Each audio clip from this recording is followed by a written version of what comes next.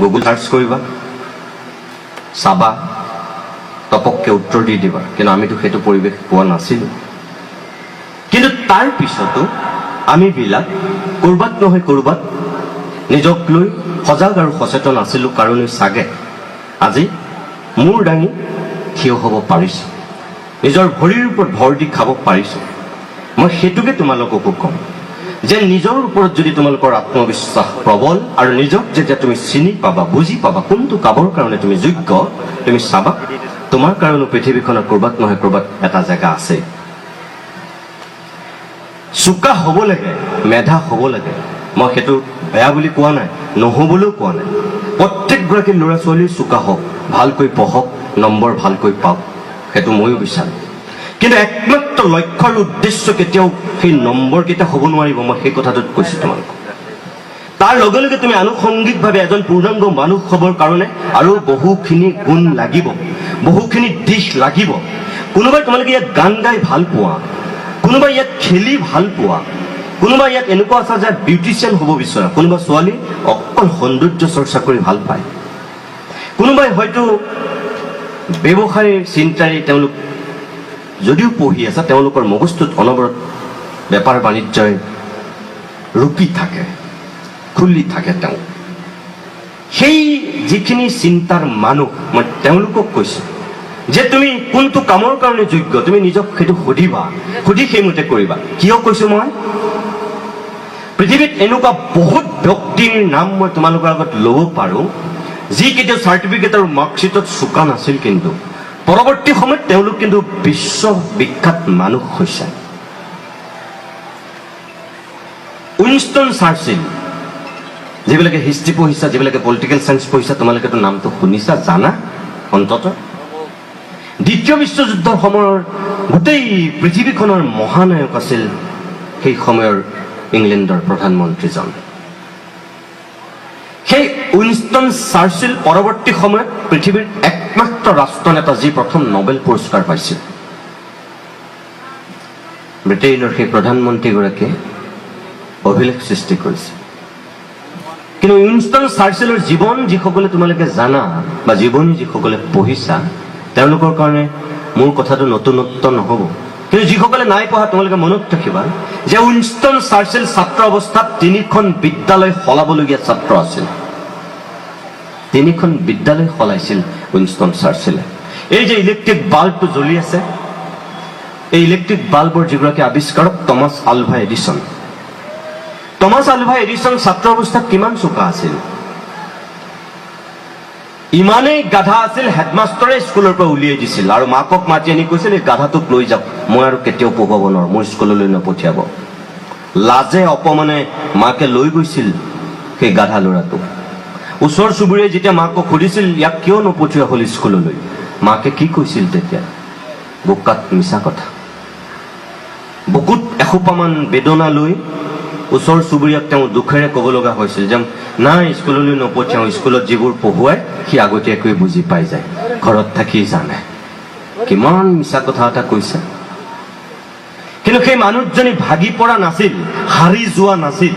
সেই মানুহজনীয়ে স্বপ্ন দেখিছিল নিজৰ পুতেকক লৈ, আৰু সেইকাৰণে তেওঁ সেই স্বপ্নটোৰ পিছত দৌৰাইছিল ঘৰত ৰাখি। সেই সময় বেটটো লৈতো গোটেই দিনৰ দিনটো খেলপথাৰতে টুকটাক কৰি আছিল। তাৰপিছত আজিতো তেণ্ডুলকাৰক কি বুলি কোৱা হয়? ক্ৰিকেটৰ ভগৱান। এজন মানুহকেই কোৱা হয় ক্ৰিকেটৰ ভগৱান, সেইজনে হৈছে শচীন তেণ্ডুলকাৰ। কিন্তু তেণ্ডুলকাৰ কিমান চোকা, কিমান পঢ়া, তেণ্ডুলকাৰৰ ডিগ্ৰী কি, আমি খবৰ ৰাখিছোঁ জানো? নাই ৰখা। নৰেন্দ্ৰ মোদী আজি অকল ভাৰতবৰ্ষৰ নেতা নহয়, বিশ্বৰ নেতা হ'বলৈ গৈছে নৰেন্দ্ৰ মোদী।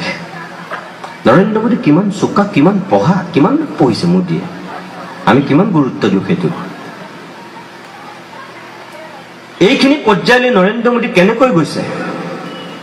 বেলেগ একো নাই। মই যে তোমালোকক প্ৰথম যিকেইটা শব্দ কৈছোঁ, প্ৰথম শব্দটি কৈছোঁ আত্মবিশ্বাস। সেই আত্মবিশ্বাসৰ বলতে এই মানুহবিলাক মানুহ হৈছে। আৰু পৰৱৰ্তী সময়ত মই কোৱা সেই কলৈ, কিয়, ক'ৰ পৰা, কাৰ বাবে তেওঁলোকে অনবৰতে নিজক লৈ ফুৰিছে, আৰু সেইকাৰণে সেইখিনি মানুহ হৈছে। বাকী বাদ দিয়া, তোমালোকৰ জীৱনৰ আটাইতকৈ হাৰ্টথ্ৰব বুলি যাক কোৱা হয় জুবিন গাৰ্গ, আজি জুবিন কেনেকৈ হৈছে? যিজন ছাত্ৰই ফিজিক্সৰ পেপাৰ শ্ৰেণীকোঠাত ফালি পেলাই ওলাই আহিছিল পাৰ্ট 2 পৰীক্ষাত, কেমেষ্ট্ৰি মেজৰ থকা সেই ছাত্ৰজনে ফিজিক্সৰ পৰীক্ষা দিবলৈ পৰীক্ষা হলতেই যেতিয়া ফিজিক্সৰ পেপাৰখন চিৰাচিৰিকৈ ফালি ওলাই আহিছে, তেওঁক কোনে বাৰু ভাল ছাত্ৰ বুলি ক'ব তেতিয়া? কোৱা। কি অধ্যক্ষ কি অধ্যাপক সকলোৱে কৈছিল এটা উদণ্ড আৰু বৰ বেয়া লোৱা। অধ্যক্ষটো সুধিছিল যে তই কি কাম কৰিলি এইটো? অধ্যাপকবিলাকেতো বেয়াই পাইছিল। পৰীক্ষা হলত যিজন ল'ৰাই পৰীক্ষা দিবলৈ গৈ পেপাৰখন ফালি দিব তাকনো কোনো অধ্যাপকে ভাল বুলি ক'ব? সেই সময়ত আটাইতকৈ বেয়া আৰু উদণ্ড বুলি ভবা ছাত্ৰজনেইতো এতিয়া জুবিন হৈছে। তাৰমানে ফিজিক্স পৰীক্ষা দি থাকোঁতে যিজন ল'ৰাই বুজি পাইছে যে এইবিলাক মোৰ কাম নহয়, মই এইবোৰ কেলে লিখি আছো, কেলে পঢ়ি আছো, কোনে পঢ়ে এইবিলাক, এনেকুৱা বুলি কৈ পেপাৰখন ফালি ওলাই গুচি আহিছে, তেতিয়াতো চবেই বেয়াই পাইছিল জুবিনক। আৰু সেই আণ্ডাৰ গ্ৰেজুৱেট জুবিন এতিয়া তোমাৰ কাৰণে কি হাৰ্টথ্ৰব। পাপন কিমান চোকা, কিমান পঢ়া, কিমান মেধা আছিল পাপন, আমি কিবা গম পাওঁ নেকি? অৰ্থাৎ যাৰ যিটো প্ৰতিভা সেই অনুযায়ী যদি নিজক তুমি লৈ যাব জানা, তেতিয়াহ'লে তুমি চাবা তোমাৰ কাৰণে ক'ৰবাত নহয় ক'ৰবাত জেগা ওলাবই। তুমি যদি খেলি ভাল পোৱা, তুমি যদি নাচি ভাল পোৱা, তুমি যদি অভিনয় কৰি ভাল পোৱা, তুমি যদি গান গাই ভাল পোৱা, তুমি যদি কথা কৈ ভাল পোৱা, তেনেহ'লে সেই দিশত তুমি যাবলৈ চেষ্টা কৰা। ক'ৰবাত নহয় ক'ৰবাত উজলি উঠিবাই, তুমি চাবা। মই ক'ব লাগে কাৰণে এই কথাকেইটা নাই কোৱা, মই নিজে জীৱনত এইখিনিকে নিজে লৈ ফুৰিছোঁ, লৈ আছোঁ আৰু লৈ থাকিম। সেইকাৰণেহে মই তোমালোকক এই কথাকেইটা কৈছোঁ। আৰু দুগৰাকী বক্তা আছে কথা ক'বলৈ, মই ছাত্ৰ ছাত্ৰীৰ আগত কথা ক'লে বহুত সময় কৈ থাকিব পাৰোঁ। এইকাৰণে মই ক'ব পাৰোঁ যে মই বিশ্বাস কৰোঁ অন্তৰৰ পৰা, আমাৰ দেশখন, আমাৰ ৰাজ্যখন যিসকলৰ হাতত সুন্দৰ হোৱাৰ অৱকাশ আছে, যাৰ ওপৰত এটা ভৰসা কৰিব পাৰি, সেইসকলেই হৈছে তোমালোক, মোৰ সন্মুখত থকা তোমালোক। মই আগৰ চামৰ কথা মই নকওঁ, আগৰ মানুহে যি কৰিলে কৰিলে, কিন্তু আমিতো ঠিক কৰিব লাগিব আমাৰ ৰাজ্যখনক, আমাৰ দেশখনক, আমাৰ গাঁওখনক, আমাৰ অঞ্চলটোক। আমি অকল নিজেই সুখ স্বাচ্ছন্দ্যৰ মাজত থাকিম নে আমি আনৰ কথাও ভাবিম? শিক্ষাৰ লক্ষ্য আৰু উদ্দেশ্য কি সেইটো তোমালোকে বুজা, আৰু সেইখিনি বুজিবৰ কাৰণেহে মই এইখিনি কথা তোমালোকক কৈছো। এটা ডিগ্ৰী শেষ কথা নহয়, এখন চাৰ্টিফিকেট মাৰ্কশ্বিটে শেষ কথা নহয়।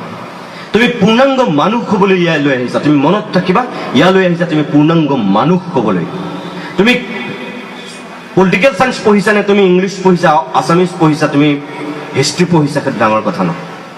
তুমি যি পঢ়িছা, তুমি এজন ভাল মানুহ হ'বলৈ আহিছা, পূৰ্ণাংগ মানুহ। আৰু সেই পূৰ্ণাংগ মানুহ হ'বৰ কাৰণে তোমাক যিখিনি আয়ত্ব কৰাটো দৰকাৰ এই বয়সত, মই সেইখিনি কথাই তোমালোকক ইংগিত দিছোঁ। আৰু সেইখিনি যদি কৰিব জানা, তেতিয়াহ'লে তুমি চাবা তোমাৰ জীৱনটো ভাল হ'ব। আমাৰ ছাত্ৰ ছাত্ৰীবিলাকে ভুল তাতেই কৰে, মহাবিদ্যালয় আৰু বিশ্ববিদ্যালয়লৈ আহোঁতেনে সদায় তেওঁলোকে জীৱিকাৰ সন্ধানত অগ্ৰাধিকাৰ দিয়ে। কি এখন চাৰ্টিফিকেট আৰু এখন মাৰ্কশ্বিট তেওঁলোকে বেছি জীৱনৰ কাৰণে প্ৰয়োজন বুলি অনুভৱ কৰে। সেইকাৰণে তেওঁলোকে অকল কোৰ্চৰ মাজতে আবদ্ধ থাকিব বিচাৰে, যিটো ভুল। তুমি কোৰ্চৰ মাজত আবদ্ধ থাকি এখন চাৰ্টিফিকেট, এখন মাৰ্কশ্বিট আয়ত্ত কৰাটো যন্ত্ৰ। মুখস্থ কৰি তুমি নম্বৰ ঠিকেই পাবা, কিন্তু পৃথিৱীখনক তুমি একো নাজানিবা, নুবুজিবা, সমাজখনৰ তুমি একো আওভাও নাপাবা। তেতিয়া সেইখিনিৰ পৰা, সেই বৃত্তটোৰ পৰা বাহিৰলৈ ওলাই আহি তুমি জ্ঞান অৰ্জন কৰিব লাগিব। আজিৰ ছাত্ৰ ছাত্ৰীৰ দুৰ্ভাগ্যজনকভাৱে, তোমালোকে বেয়া নাপাবা, আজিৰ ছাত্ৰ ছাত্ৰীৰ সাহস আছে, সততা নাই। আজিৰ ছাত্ৰ ছাত্ৰীৰ তথ্য আছে, জ্ঞান নাই। আজিৰ ছাত্ৰ ছাত্ৰীৰ হিংসা আছে, অহিংসা নাই। আজিৰ ছাত্ৰ ছাত্ৰীৰ আটাইতকৈ ডাঙৰ কথা, নৈতিকতা আৰু মূল্যবোধ বুলিবলৈ একো নোহোৱা হৈছে। এইখিনি নোহোৱাকৈ এজন মানুহ হ'ব নোৱাৰে, এইখিনি নোহোৱাকৈ এখন সমাজ হ'ব নোৱাৰে, এইখিনি নোহোৱাকৈ কোনো দেশ নিৰ্মাণ কৰিব নোৱাৰে। এইখিনিও আমি এই অৱস্থাত ল'ব লাগিব, বুজিব লাগিব। এখন ৰেলগাড়ী চলিবলৈ হ'লে দুটা চিৰি যি ধৰণে অপৰিহাৰ্য, ৰেলৰ ইঞ্জিনটো সঠিকভাৱে যাবলৈ যি ধৰণে চিৰি দুটা খুব সুন্দৰ হৈ থাকিবই লাগিব, ঠিক একেদৰে এজন মানুহ, পূৰ্ণাংগ মানুহ তেতিয়াহে হ'ব পাৰে ছাত্ৰ অৱস্থাৰ পৰাই, যেতিয়াই সেই ছাত্ৰ বা ছাত্ৰীগৰাকীয়ে ৰেলৰ চিৰিৰ দৰে দুটা বস্তু সমানেই লৈ যাব জানে। কিন্তু আমাৰ ছাত্ৰ ছাত্ৰীবিলাকে ভুল তাতেই কৰিছে। এতিয়া এজন জন্মৰ পৰা মৃত্যুলৈকে মানুহে লগত কি লৈ ফুৰে? জন্মতই মানুহে লয় জীৱন, আৰু মৃত্যুৰ সময়তো মানুহে লগত লয় জীৱন। মাজৰ সময়খিনিতহে মানুহে লয় জীৱিকা। কিন্তু আজিৰ ছাত্ৰ ছাত্ৰীয়ে ভুল তাতেই কৰিছে, জীৱনক চিটিকাই দিছে, জীৱিকাক গুৰুত্ব দিছে। ভুল। কিয়?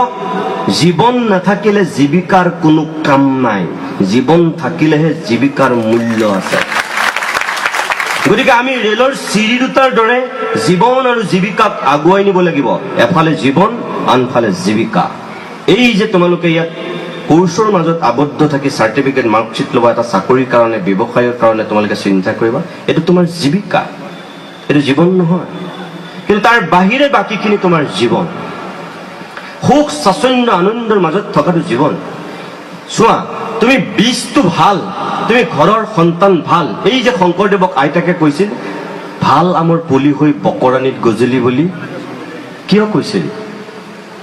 তোমালোক কোনোবা হয়তো বীজটো তোমালোকৰ ভাল, তোমালোক ভাল ছাত্ৰ, চোকা ছাত্ৰ, স্বভাৱ চৰিত্ৰও ভাল, কিন্তু তোমালোক জেগাত পৰিছানে নাই?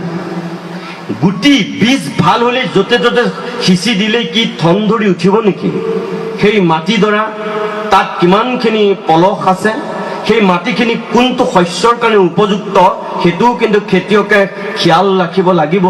য'তে ত'তে ভাল বীজ হ'ল বুলি ক'লে ছটিয়াই দিলে কেতিয়াও ভাল গছ হৈ গজি নুঠে, সেইটো ভুল।